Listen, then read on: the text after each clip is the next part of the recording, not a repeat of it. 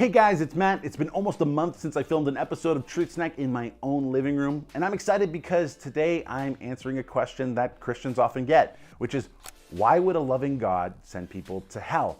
But first, if you're brand new to Truth Snack, I want you to know that this channel exists to help people who are exploring or doubting Christianity find good answers to their questions, but in a way that's calm and loving and respectful, because honestly, I think it's already hard enough to know what it is you think about God without comment sections getting angry and spiraling out of control. So that's what we aim to do.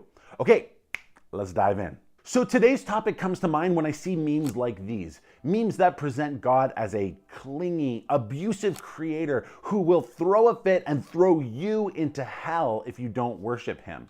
And I guess that the argument that's being made is that even if God does exist, then he's maniacal and he's not worth worshiping. And if that were the case, then I think I would agree. But I don't think this meme describes Christianity as much as it describes Smishtianity. What is Smishtianity, you say? Smishtianity is a religion that doesn't exist, but sounds similar to Christianity. Okay, full disclosure, I made up the word Smishtianity, but it's my way of saying that we shouldn't defend something just because it sounds similar to what Christianity teaches when it isn't actually what Christianity teaches. And I think this is one of those cases. Before we do good hellology, we have to do good theology.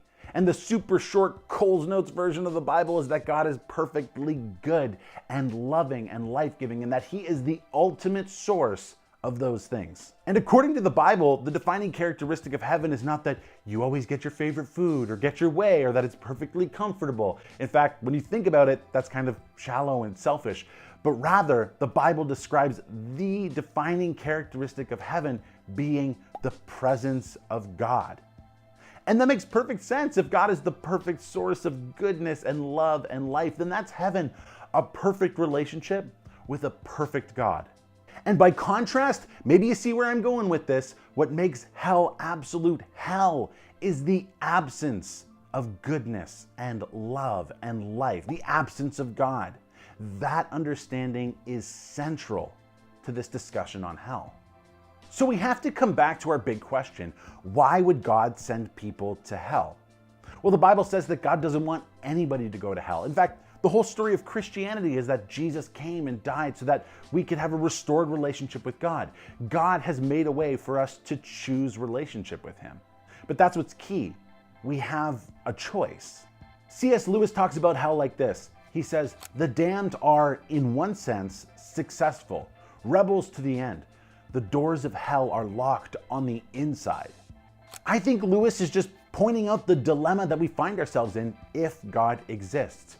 Choosing God means the heavenly bliss of that relationship. But by contrast, choosing to reject God lands us in the hellish existence of being cut off from goodness, love, and life. So I probably should say that this response doesn't suddenly make me completely comfortable with the notion of hell, because it doesn't. Hell is a really uncomfortable part of the Christian worldview, but I do think that it fits logically within the broader framework of Christianity. But I want to know what you think. Does the response that we choose hell satisfy the question, why does God send people to hell? Let me know your thoughts in the comment section below. I've already pinned a comment there with some more of my thoughts to get the ball rolling. Okay, I'll see you next Tuesday.